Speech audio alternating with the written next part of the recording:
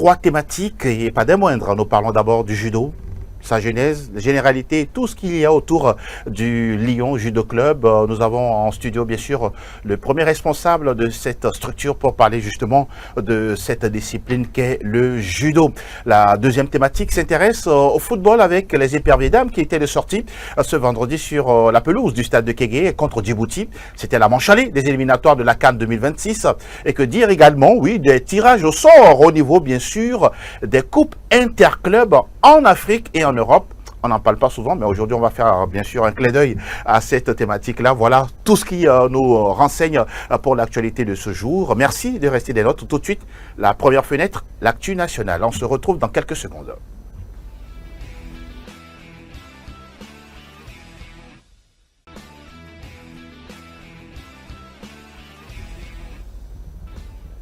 Club Sport Santé, nous y sommes, nous sommes très heureux de vous retrouver en pleine forme et nous aussi, nous sommes en forme. Et Thierry Tengue, vous êtes en forme, bonjour et bienvenue. Oui, je suis en forme, bonjour Angelo, bonjour à toutes et à tous. Comment vous allez? Ça va, en pleine forme. En pleine forme, hein? Oui, ça vous va. gérez bien votre samedi? Oui, ça va. Tout doucement. Le week-end à Lomé, le week-end en Afrique, bon. Ça va de soi, hein? De se relâcher. Ouais, n'est-ce pas? Ça commence comme ça. Avant d'attaquer autre chose, d'autres choses ailleurs. Nous avons également sur ce plateau Maître Yao Agbodo. Maître, bonjour. Comment vous dites bonjour déjà en judo là? Il faut juste baisser la tête pour voilà, savoir son partenaire. Simplement. On ne tient pas la main. Ah, on ne tient pas la main? Non. Ah, comme ça. Ouais, ça évite beaucoup de maladies. D'accord. Alors, on apprend des choses, hein? Ah oui, bien On évidemment. apprend des choses. Comment vous allez? Je vais bien, merci à vous. Nous sommes très contents également de vous recevoir sur ce plateau pour parler judo. Oui, ça vous dit qu'on en parle avec vous? Ça ne vous gêne pas, j'espère? Oui, c'est un plaisir pour moi de parler toujours du judo. Hein. C'est votre discipline de tous les jours? Bien sûr. D'accord. Maître Yao, on va avec vous, on va aller dans le vif du sujet pour parler justement de cette discipline. Beaucoup même, que ce soit les citoyens lambda ou ceux qui sont des curieux, pensent qu'on voit peut-être les Jeux Olympiques ou soit d'autres compétitions, se disent mais tiens, c'est quelle discipline, hein? C'est violent, je ne peux pas m'y mettre, mes enfants je ne peux pas les mettre là-bas. Mais honnêtement, dites-nous, quand on parle de judo, si on peut parler de définition d'abord, on veut savoir des choses avec vous. D'accord, avec plaisir. Bon, le judo nous vient du Japon. D'accord. Notons que dans les années 1600-1700, nous tous on avait vu à la télé où on voit souvent Ciné Nuit avec des gens qui faisaient des karatés, des combats avec des formes bizarres. Il y a un qui dit, bon, ça c'est la technique du coq, ça c'est la technique du pigeon, etc. Donc, on englobait tout ça dans la pratique du jujutsu. Alors, chaque école avec sa spécialité. Donc, il s'agissait souvent de venir avec deux disciples, défier un maître quelque part, le taper, le tuer et repartir avec ses athlètes. Donc, si on s'y mettait à ça et qu'on allait tuer toujours les maîtres, on allait finir avec les maîtres. Donc, dans ces années-là, 1860, est né Jigoro Kano, c'est un japonais, qui a vu ça, il a voulu changer les choses. Alors, il a inventé le judo après avoir lui-même étudié plusieurs formes de techniques de combat. Il a enlevé les techniques les plus dangereuses dedans, il a rassemblé d'autres techniques et il a donné le nom de judo. Ju qui veut dire la technique, le do qui veut dire la souplesse. Donc le judo veut dire la technique de la souplesse. Je me base sur la force de mon partenaire pour l'entraîner au sol et le gagner. Et à la fin du combat, on se serre la main et on se dit au revoir. Il n'y a plus de mort d'homme. Donc le judo, en quelque sorte, comme vous venez de le dire, il n'y a pas de violence dedans. Je bats mon partenaire proprement, sans faire sortir son sang. À la fin, on se salue et on se sépare. C'est ça le judo, son origine. Quand on voit justement les combats, que ce soit en compétition ou voilà les Jeux Olympiques, hein, ça reste, on pourra dire, la plus grande scène hein, lorsqu'il s'agit justement de voir des judokas. On voit que on transpire beaucoup parce que on se tient souvent la taille, quelle que soit la catégorie. C'est aussi un sport qui demande de l'énergie. Beaucoup d'énergie. C'est un sport, c'est un combat de 4 minutes chez les grands. Puisqu'on parle de Jeux Olympiques, ils ont 4 minutes. Avant c'était 5, maintenant c'est 4 minutes. Et après ces 4 minutes, vous avez l'impression d'avoir fait un combat de 30-40 minutes. Entre les pauses et les hajimés, les pauses et les hajimés, vous avez beaucoup de temps qui passe. Et on travaille dans les catégories données. Si je suis sur moins de 60 kg, je vais rencontrer moins de 60 kg. Si je suis moins de 66 kg, je vais rencontrer moins de 66 kg. Donc mon partenaire et le combattant qui est en face de moi a pratiquement les mêmes forces et les mêmes techniques que moi. Voilà. Ah oui, mon cher Etchevi, je vous vois écouter religieusement Oui. le maître Yawa Bodo. D'abord, le judo, pour vous, une discipline également que nous, journalistes sportifs, on doit toujours en parler aussi. Oui, bien évidemment. Parce que quand on était enfant, on a tous pratiqué cette discipline sans le savoir. Sans le savoir. Parce que dans nos amusements, c'est juste simplement dire que voilà, je suis Jackie, je suis Bruce Lee. Et là, on s'adonne à la discipline avec la pratique ensuite. Donc, comme l'a dit tout à l'heure l'entraîneur, c'est quand même la voie de la souplesse où ça développe également la motricité, surtout l'éducation au niveau des enfants et tout également pour les êtres humains que nous sommes. Donc, pour moi, c'est une discipline, même si au Togo, elle n'est pas tout à fait connue en tant que telle. Ça permet à l'homme de se retrouver, de se ressourcer également moralement et psychologiquement. Ça apporte énormément. Donc, parlant de judo, on le pratique tout le temps. Tout le temps. Et quand nous faisons également des activités sportives où parfois on fait des gestes sans le savoir que voilà, ça fait partie du judo. Donc, pour moi, c'est une discipline qui vient après nous dire tout simplement qu'il n'y a pas que le football, le basket exactement. et autres là. Donc, c'est un moyen d'aller le pratiquer et se dire que voilà, grâce à cela, on peut développer beaucoup de choses. Et dans lesquels également on peut avoir des champions et des championnes. On va rester toujours dans la généralité, mais cette fois-ci parler de la présence de cette discipline au Togo, parce qu'après tout, la naissance ou l'acte de naissance du judo, c'est en Asie, plus précisément au Japon. Et comment est-elle arrivée chez nous, dans notre pays, le Togo?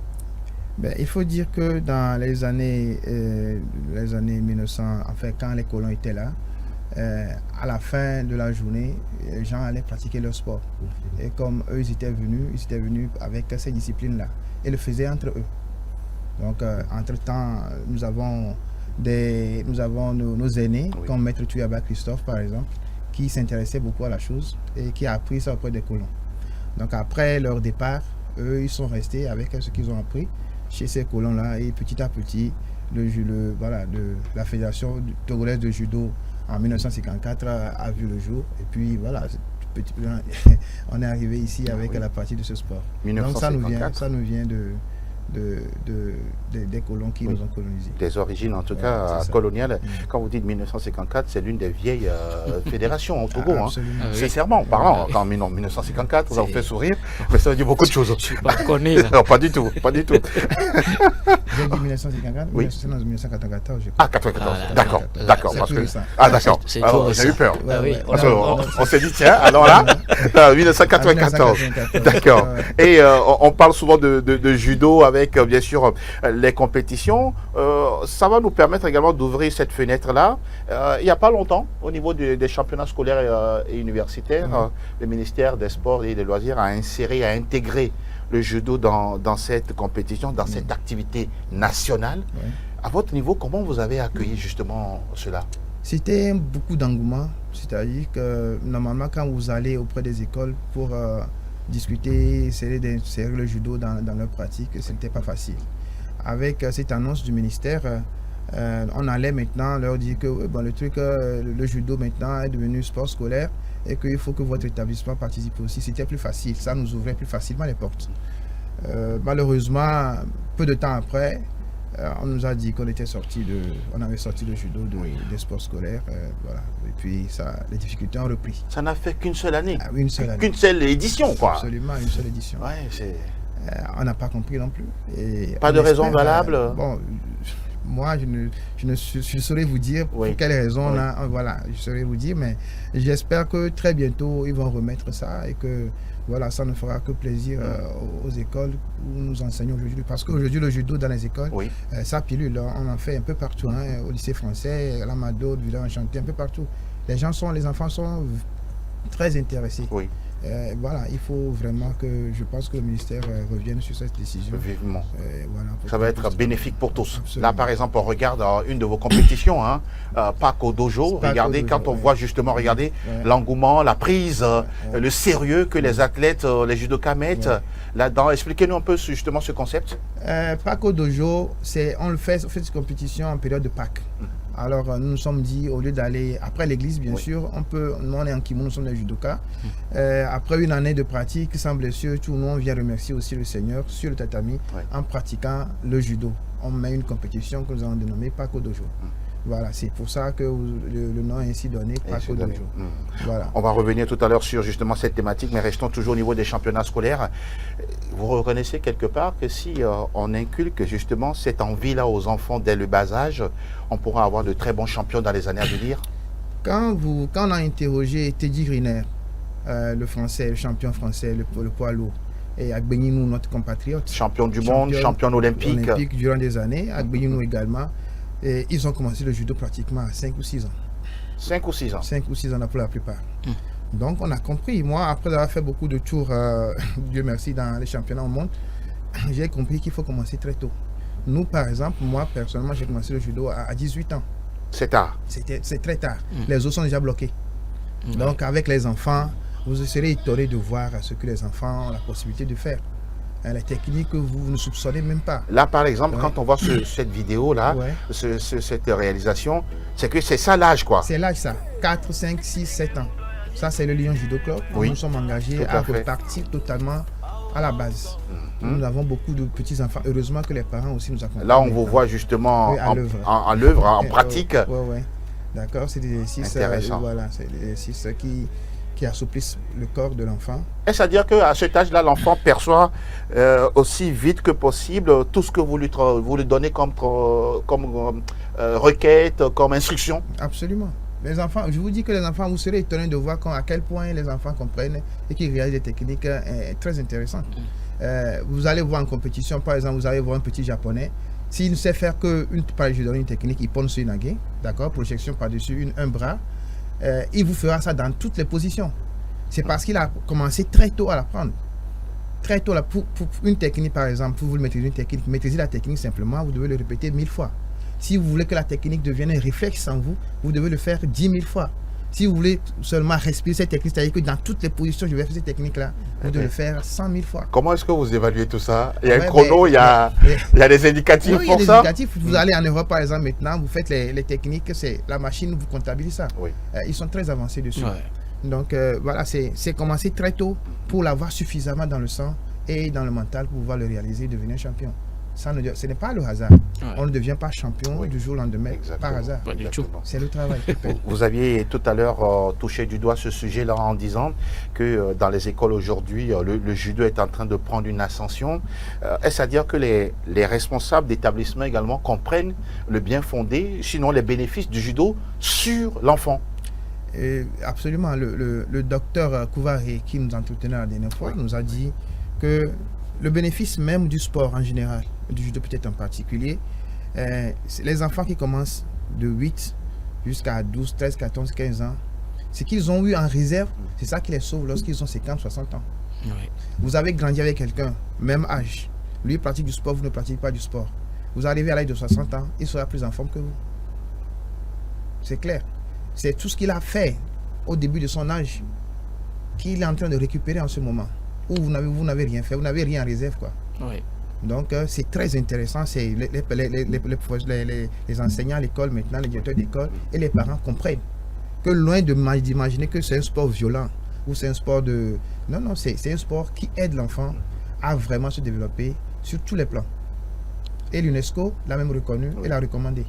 Voilà pourquoi on voit également Teddy Griner sur des actions humanitaires comme l'UNICEF, l'UNESCO, pour justement à travers le judo, permettre à ce que l'éducation sportive avec les enfants également soit mise en avant. Oui, bien évidemment, c'est une discipline qui met quand même la valeur de l'éducation, qui permet quand même à l'enfant d'avancer plus d'énergie. Et cette énergie, c'est dans la transmission possible avec beaucoup plus de connaissances et d'expérience pour cet enfant-là qui arriver à un moment donné où quand l'enfant sera devant une situation, il saura gérer parce qu'il s'est déjà préparé en amont psychologiquement la pour confiance pouvoir, en soi, la maîtrise de soi, voilà, l'abnégation, la persévérance, la maîtrise de soi, et la détermination à aller jusqu'au bout. Et le judo transmet cela. Donc c'est quand même de ne rien lâcher. De ne rien lâcher. Non, un combattant, un judoman ne lâche rien du tout. Donc c'est aller tout simplement boss to boss pour obtenir ce qu'on veut. Et je crois que c'est quand même une discipline qui vient pour nous dire que voilà, quand nous la pratiquons, on en bénéficie beaucoup plus. La question qui nous vient à l'esprit là, jusqu'à quel âge on peut pratiquer cette discipline? Le judo, nous on dit c'est de 4 à 77 ans de façon générale, mais c'est de 4 à la tombe, quoi. Oui. Ouais. Oui. Un jour au judo toute la vie. C'est ça Le la règle. slogan. Un seul jour au judo et le judo toute la vie. Intéressant. Ouais, c'est ça. Mon frère parlait Oui. du courage du judo. Le judo est basé sur un code moral, D'accord. d'accord, en 8 points.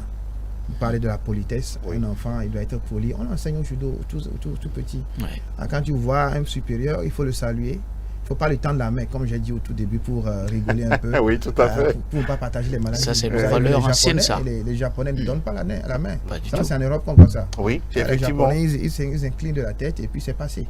Ça s'arrête là. Alors, les accolades et tout ça, c'est en France, en Oui, Europe qu'on oui, voit ça. oui, en Europe. Alors, on parle de la politesse, on parle de la sincérité, on parle de l'honneur, on parle du courage. Oui. Le courage, c'est de faire ce qui est juste. Faire ce qui est juste, ça veut dire quoi? C'est-à-dire, quand papa vient à la maison, il dit qui a pris ça? Il faut avoir le courage de dire c'est moi qui ai pris. Oui. Ouais.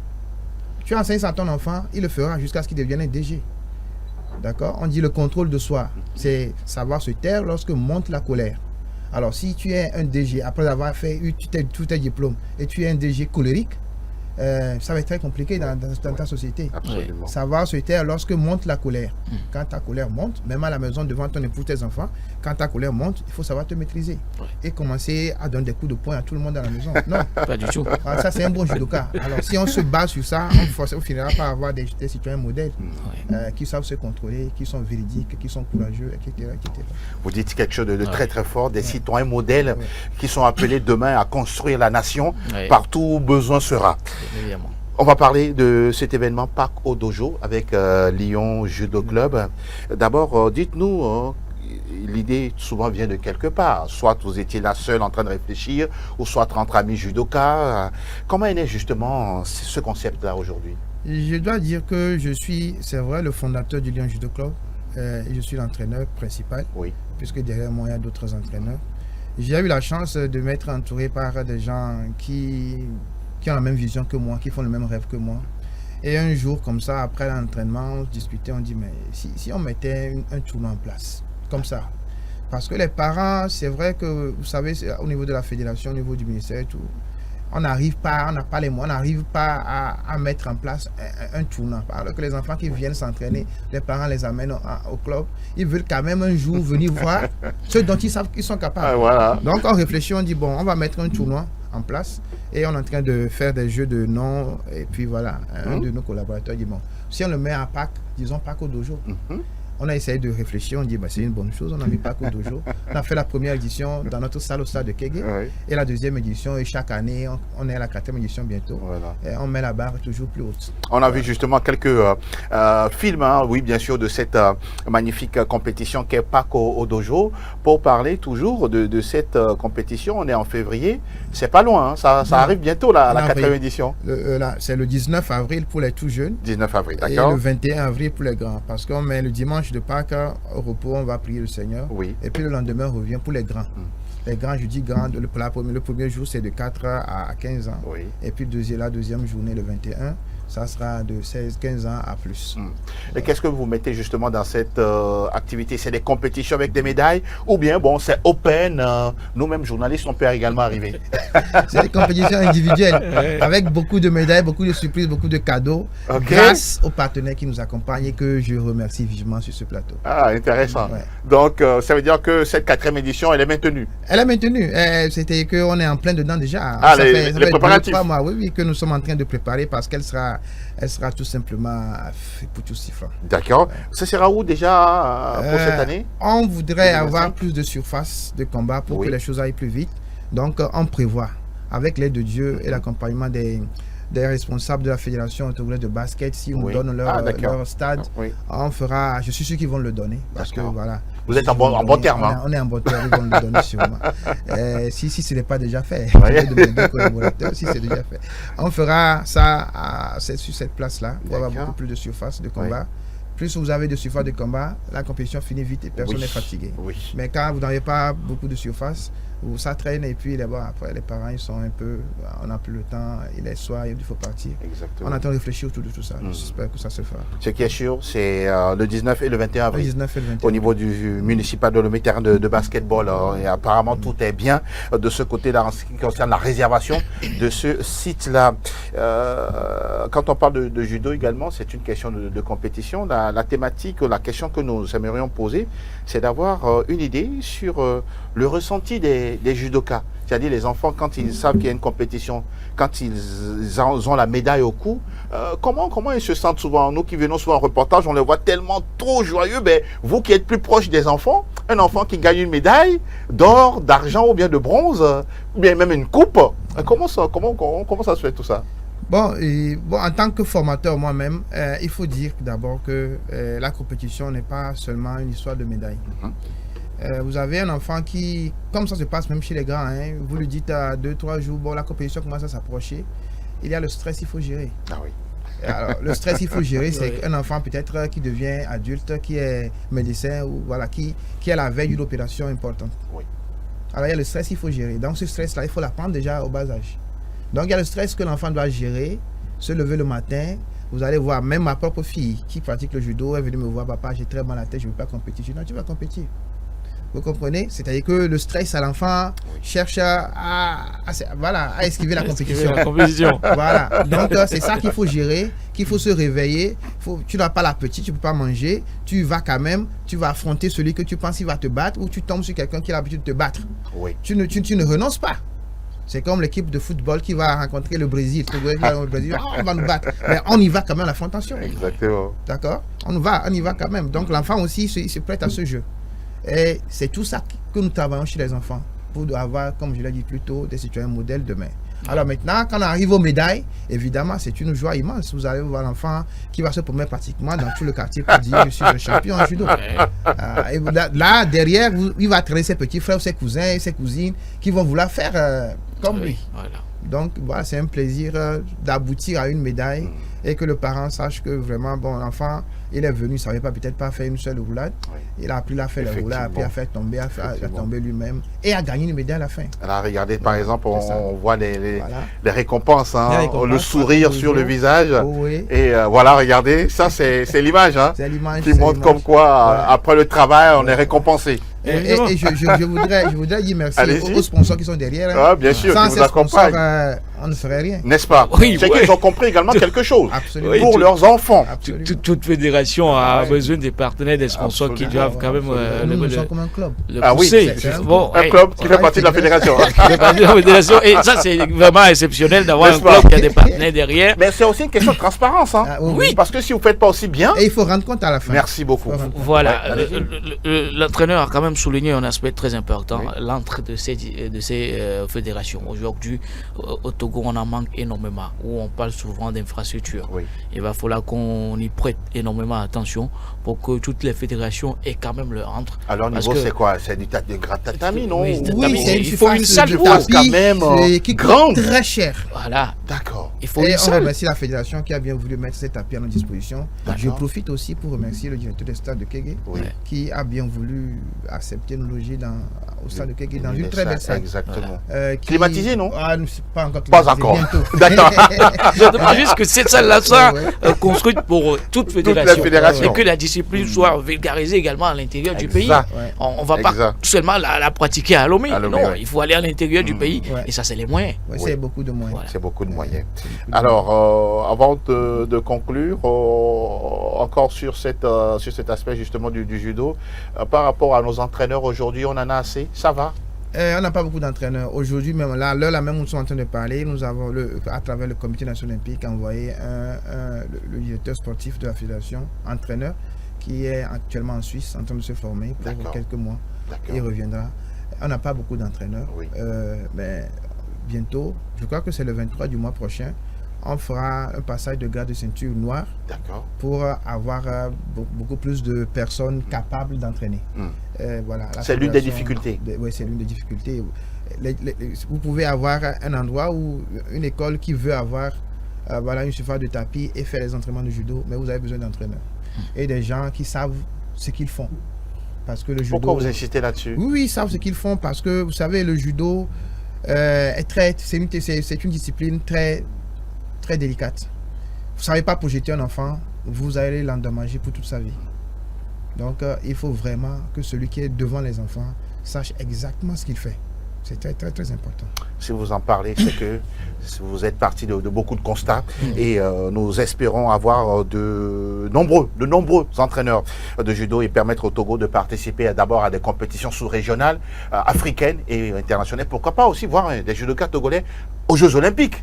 Oui, on y a participé souvent, hein, aux Jeux Olympiques avec Sacha Denagnon. Sacha je crois que sa maman est biélorusse, son papa est togolais, qui a souvent défendu les couleurs du Togo. C'est vrai que la médaille qu'on attend n'est pas encore arrivée. Voilà, mais on ne lâche rien. Oui, on ne lâche pas, on continue. On continue. Maître Yawa Godo, si on va conclure avec vous et vous laisser passer à d'autres occupations. Je voudrais vous remercier pour m'avoir invité ici, partager ce petit moment avec les téléspectateurs. Je voudrais remercier au tout début, comme je l'ai dit, aux responsables du stade de Kégué qui ont logé le Lion Judo Club là-bas. Et je voudrais remercier la fédération, le ministère, tous ceux qui font quelque chose quelque part pour que le sport en général, le judo en particulier, commence à vraiment à découvrir d'autres horizons. Je voudrais exhorter les parents à ne pas hésiter à inscrire leurs enfants au sport. Je dis sport en général, mais moi je prêche pour ma chapelle, je suis judoka. C'est ça. D'accord, le judo, une discipline on doit encourager les enfants à pratiquer. Et nous sommes au stade de Kégué. Et voilà, si vous venez au stade seulement, demandez la salle de judo et vous serez indiqué. Et je vous invite tous à venir à notre tournoi Parcours d'aujourd'hui. Oui, la 4e édition. La 4e édition qui sera une édition au haut niveau. D'ici là, on va vous revenir, on va vous retrouver après pour parler justement de cette compétition. Merci beaucoup. Ça a été un plaisir. C'est moi le plaisir partagé. Et surtout que vous soyez disponible à parler judo avec nous. Oui, à tout moment. 24 sur 24. Si on a appris, on ne tient pas les mêmes, mais on se salue comme ça. Merci beaucoup. Voilà. Allez, merci infiniment, Maître Yawa Godo. On se dit à très très bientôt pour parler toujours judo avec vous, avec beaucoup de plaisir et beaucoup d'enthousiasme. On retrouve le cours de l'émission juste après le jingle Actu National et on parle derrière de foot féminin avec les éperviers dames. À tout de suite.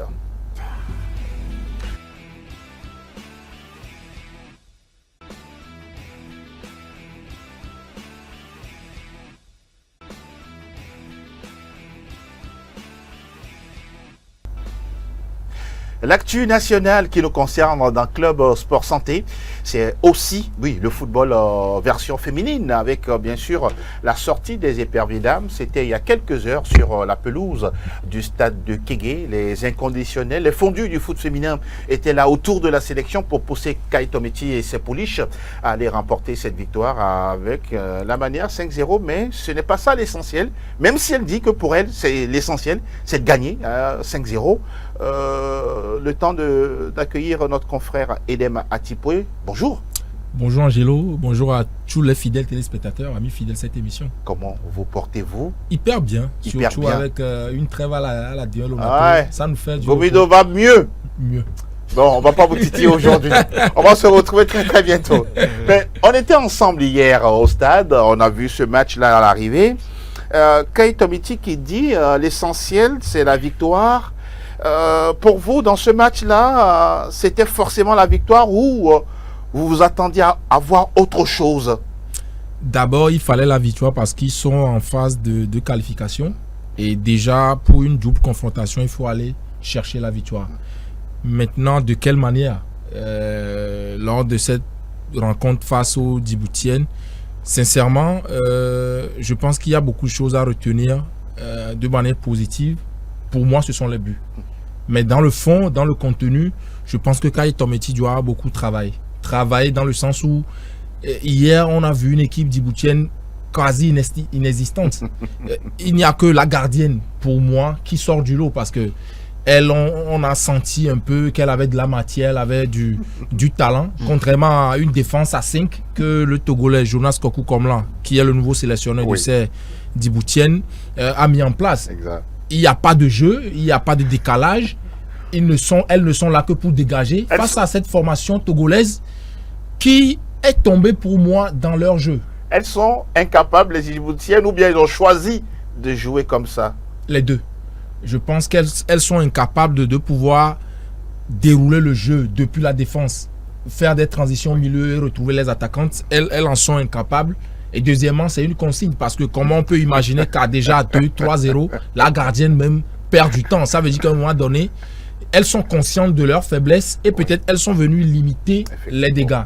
Mais pour moi, je suis resté sur ma soif, hormis les buts, parce que le Togo avait dans tous les compartiments beaucoup de fraîcheur, plus que les Djiboutiennes. Et pour moi, dégager les ballons à un moment donné, je n'étais pas d'accord. Parce qu'en deuxième partie, quand les éperviers dames ont posé la balle, on a senti plus l'adversaire en difficulté. Contrairement à la première partie où elle voulait procéder par jeu long, alors qu'il n'avait pas vraiment cette capacité d'aller chercher une attaquante, parce que Wedikou est plus dans le pivot, dans le jeu de construction, plutôt que dans les jeux derrière l'adversaire. On parle d'une victoire 5-0 à l'arrivée face au Djibouti. Bon, on ne va pas forcément refaire l'histoire, mais c'est ça que vous... C'est ça vous vous attendez là pour vous Écoutez, Angelo, nous sommes dans les phases d'élimination où aujourd'hui c'est rien que les victoires qui propulsent une équipe vers l'avant. Et la victoire a été très importante pour les éperviers dames, on l'a eu. Merci à tous ceux-là qui ont travaillé en amont pour que cette victoire soit acquise. On avait une équipe, un adversaire en face qui, pour moi, n'avait pas trop le niveau. Une équipe faible djiboutienne qui...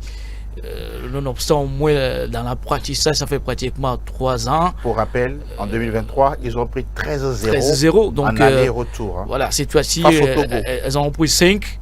Ce qui veut dire quelque part qu'il y a un travail, c'est pas rien. Ils sont partis chercher Jonas Kokou parce que c'est un entraîneur qui s'y connaît en la matière, qui sait quand même former une équipe, donner vie à une équipe. Ça va prendre du temps, oui, mais ne serons pas surpris de voir une équipe djiboutienne dans les années à venir beaucoup plus forte. Et moi, je note juste le positif dans cette équipe des éperviers dames, parce qu'on a retrouvé une équipe qui a montré un fond de jeu. Avec une défense bien amenée par Sonia Zotepe, je prends un peu Ami Rengake. C'était les deux très bon milieu de terrain. Très bon milieu de terrain.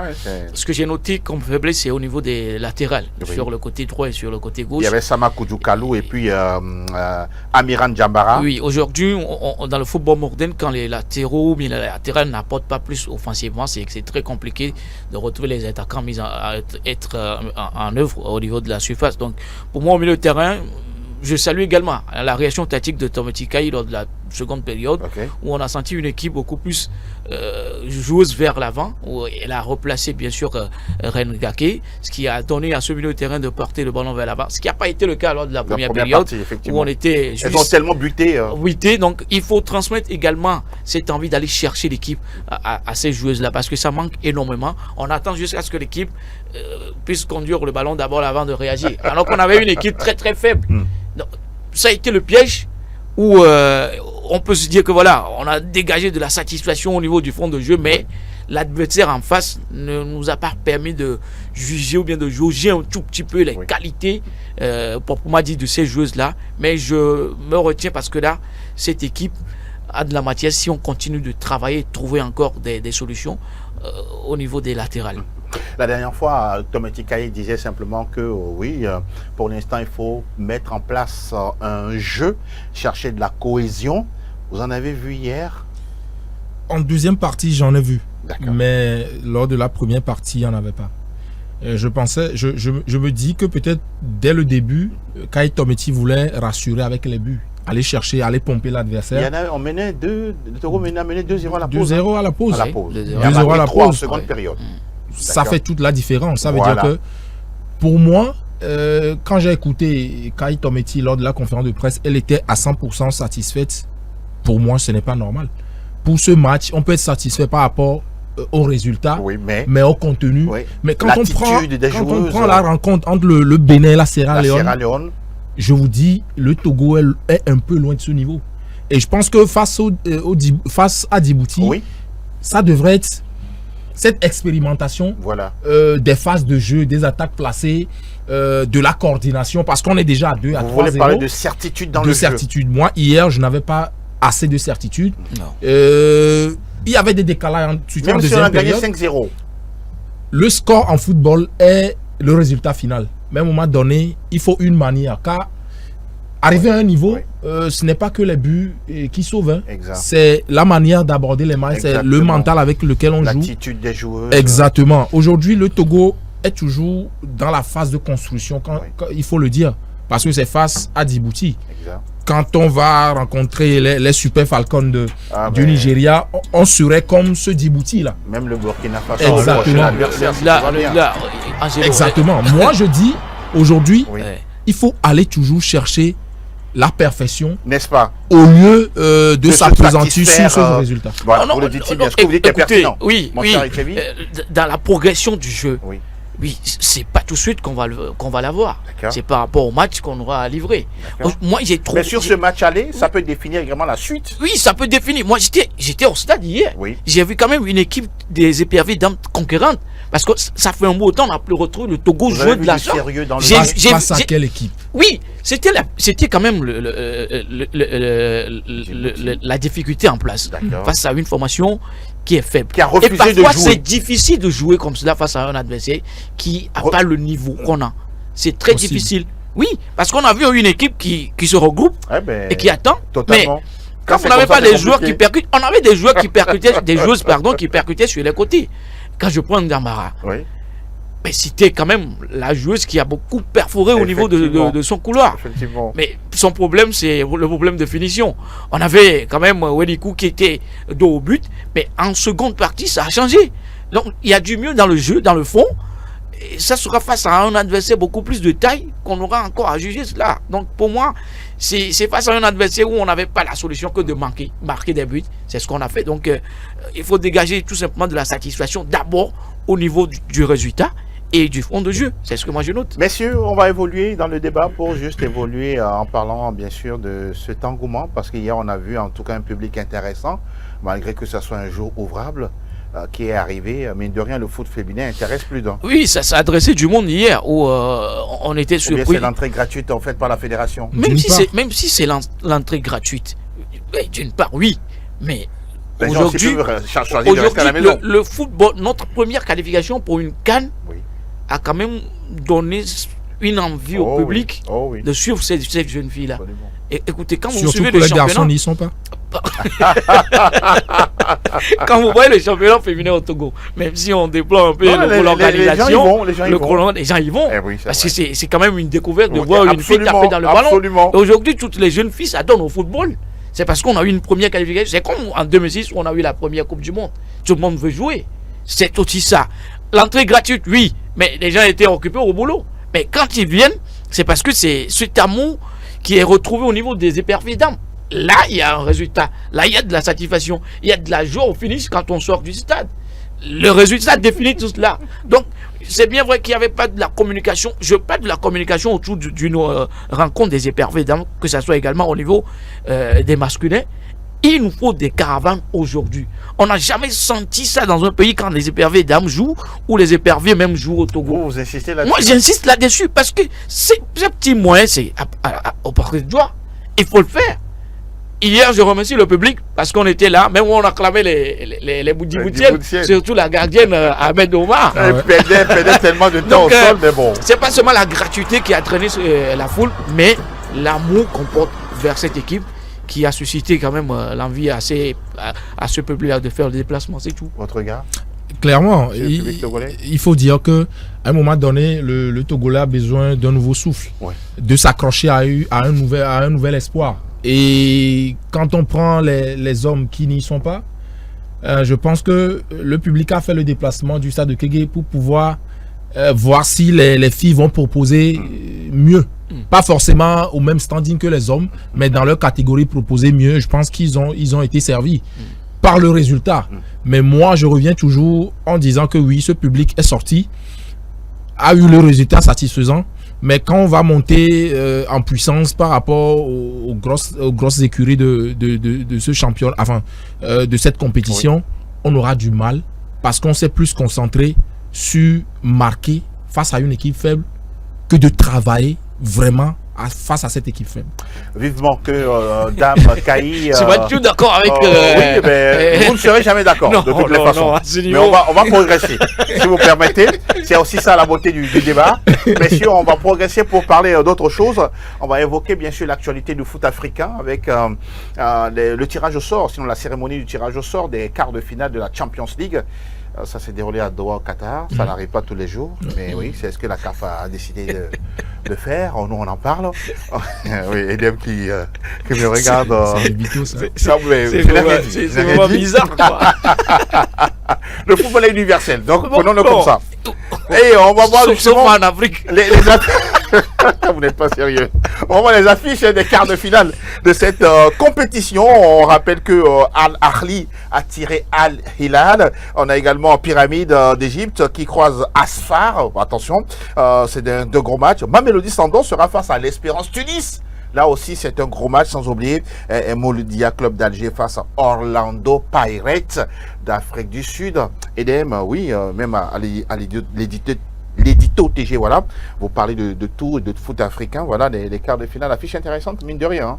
Très, très intéressant et très équilibré. Ah oui, voilà. Parce que quand on prend toutes les rencontres, on sent que il y a match partout où il n'y a pas de déséquilibre. Oui. C'est-à-dire, ce n'est pas une petite écurie qui croise peut-être un club faible. Où on connaît déjà peut-être le vainqueur à l'arrivée. Exactement. Et je pense que ça fait également la beauté, la force de la compétition. Oui. Aujourd'hui, Al-Hilal et Al-Ahli, si je ne dis pas de bêtises, qui vont se croiser. Et je pense que ça va être du mano à mano parce que quand on prend ce football africain, moi je dis qu'à un moment donné, ça a perdu un peu de la visibilité. Et ces derniers temps, les programmes du foot européen, du foot du golf ont un peu noyé. Ils ont mis les moyens. Exactement. Une communication puissante. Exactement. Voilà, ça a vraiment noyé le football africain, surtout les compétitions interclubs. Et ça n'enlève en rien la qualité des clubs. Mais il faut vraiment qu'on revoie ce marketing, cette stratégie de communication autour de nos compétitions pour que l'Africain d'abord soit concerné, intéressé par ce football africain plutôt que de s'enticher au football européen. Vous le dites si bien parce que quand on affiche ou bien quand on programme ces matchs-là, rare de voir des gens s'asseoir pour regarder justement ça.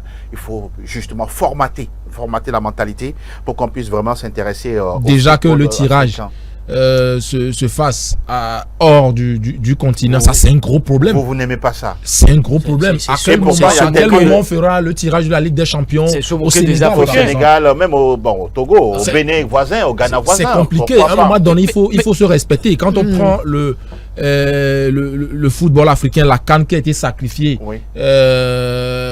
au nom du mondial des clubs qui aura lieu en juin aux États-Unis. Et pour la première fois, la CAN qui va être jouée en décembre. C'est incroyable. C'est incroyable. Aujourd'hui, la CAF déçoit énormément. Hein. La CAF déçoit énormément dans tout, même si derrière, les gens veulent se faire beaucoup plus de pognon. Mais n'oublions pas que l'Afrique a son identité. Exact. Et l'identité du football africain, c'est d'abord sur ses compétitions. Pour les Africains. Pour les Africains. Mais on fait comme si les Africains ne sont pas mis au premier plan. Et c'est ce qui est dommage pour ce football africain et ça va nous regresser. Parce que d'abord, la CAN a été dénaturée par rapport à son déroulement de coutume. Et aujourd'hui, c'est des tirages qui forcément vont se faire ailleurs. C'est pas bien. Mais bon, tout compte fait, ça va rouler sur la pelouse. Où aujourd'hui, dans cette Champions League africaine, c'est toujours les clubs du Maghreb qui dominent le débat. On a quand même trois clubs qui sont de l'Afrique du Sud, avec Al-Hilal du Soudan, Mamelodi Sundowns et puis Orlando Pirates. C'est quand même de bonne guerre de retrouver ces deux clubs sud-africains. Tout comme fait, ça va se jouer en aller-retour. Donc, tout de suite faire la différence. Il y a match, parce que c'est des grosses écuries qui sont là. Orlando Pirates, Mamelodi, ils nous ont quand même montré qu'ils peuvent aller chercher ces équipes-là. Donc, on aura à se régaler vivement que la CAF revoie un peu Absolument. la formule et le déroulement de ces rencontres. C'est très important, retrouver son autorité, bien sûr, dans le giron du football mondial. On va parler de la Coupe CAF sans transition tout de suite, en regardant les affiches, bien sûr, des quarts de finale, où on retrouve Stekelenbosch contre Zamalek Sporting Club. On en voit également le face-à-face entre l'ASEC Mimosa et le RS Berkane, l'ancien club d'un certain Fodo là-bas. Constantine CS contre l'USM Alger, et puis Al Masry qui va croiser Simba SC de Tanzanie. On enchaîne tout de suite, messieurs, avec le dernier, le dernier quart de finale, huitième de finale, pardon. Ça va parler beaucoup de Champions League. Bien sûr, version européenne, oui, même si Edem n'est pas forcément d'accord là-dessus. On va regarder le graphique qui nous annonce les matchs des huitièmes de finale de la Ligue européenne des champions. Le tirage qui a été effectué hier à la maison du football à Nyon, en Suisse. On voit que Liverpool sera face au Paris Saint-Germain. Bruges croise l'Aston Villa, Real Madrid, Atlético de Madrid, PSV, Arsenal, Benfica, Barcelone, Borussia Dortmund, Lille. On voit également le Bayern face au Bayern.